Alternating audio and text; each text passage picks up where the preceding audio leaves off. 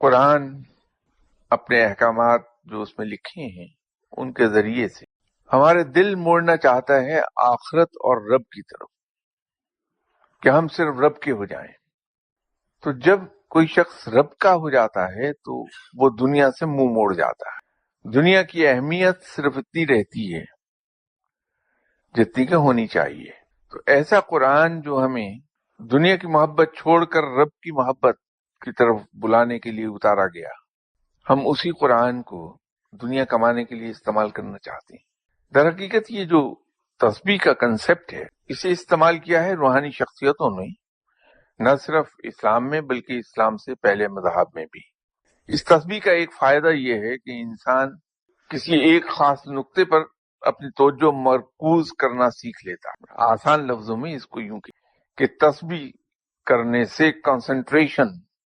بڑھتی ہے، کنسنٹریشن سپین براڈ ہو جاتا ہے۔ تو جب ہماری کنسنٹریشن بڑھتی ہے تو ہم غور و فکر بہت اگلی سطح تک، اگلی حد تک جا کے کرنے لگتے ہیں۔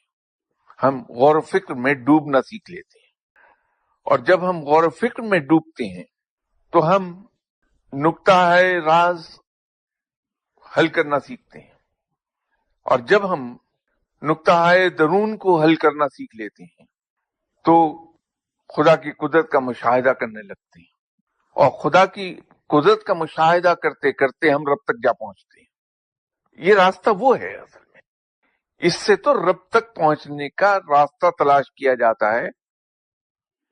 کہ ہماری کنسنٹریشن سپین بہت براڈ ہو جاتی ہے،